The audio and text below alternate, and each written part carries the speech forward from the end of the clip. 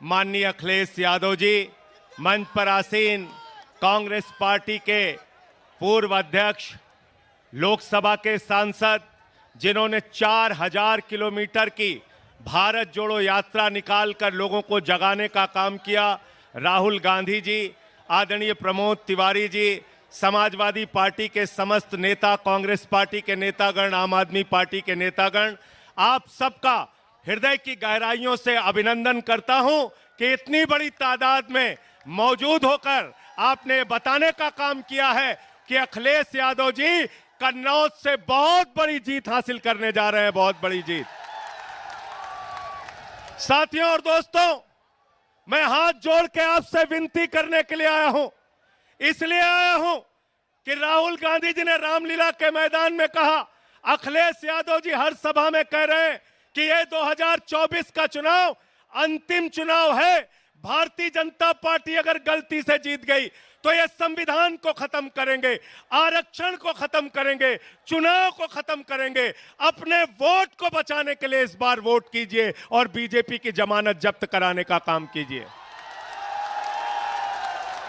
और जब मैं कह रहा हूं कि आरक्षण खत्म करेंगे तो इस बात के आधार पर कह रहा हूं कि भागवत जी ने कहा था आरक्षण खत्म होना चाहिए। मनमोहन वैद्य आरएसएस के नेता कहते हैं आरक्षण खत्म होना चाहिए। 1989 में भारतीय जनता पार्टी ने आरक्षण का विरोध किया था जब ओबीसी का आरक्षण लागू हुआ था। ये लोग संविधान खत्म करना चाहते हैं। लल्लू सिंह कहते हैं अयोध्या के प्रत्याशी, संविधान खत्म करो। ज्योति मिर्धा कहती हैं संविधान खत्म करो।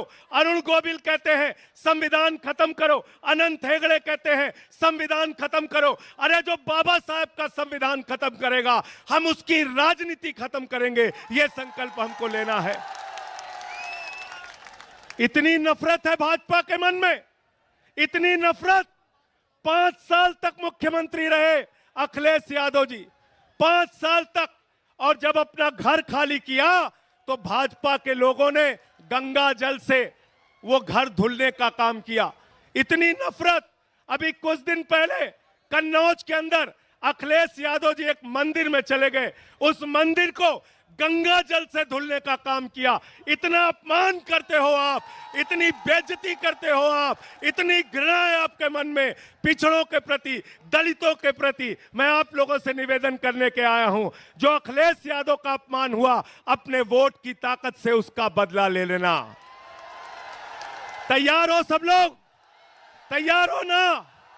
तैयार हो? मंदिर का शिलान्यास होता है, दलित समाज से आने वाले राष्ट्रपति रामनाथ कोविंद जी को नहीं बुलाते। मंदिर का उद्घाटन होता है, आदिवासी समाज की राष्ट्रपति द्रौपदी मुर्मू जी को नहीं बुलाते। अपमान करते हो आप दलितों का, पिछड़ों का, आदिवासियों का। इसीलिए अखिलेश यादव जी ने आह्वान किया है, पीडीए मिलकर इस बार भारतीय जनता पार्टी की जमानत जब्त कराने का काम करेंगे। तैयार हो ना सब लोग?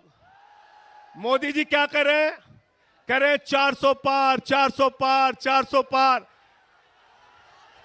हमने कहा इन चक्करों में मत पड़ना, ये मोदी जी का जुमला है।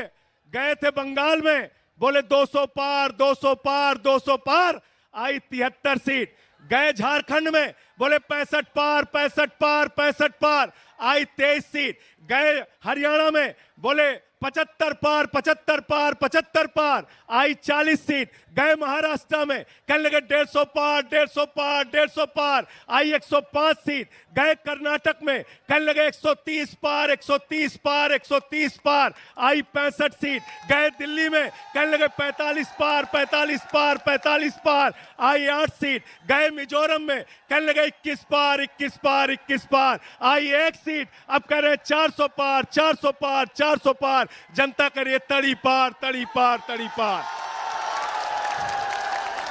तड़ी पार करना है ना? राहुल गांधी जी लगातार अडानी अंबानी के खिलाफ बोल रहे थे। 10 साल में मोदी जी को अडानी अंबानी का नाम नहीं याद आया।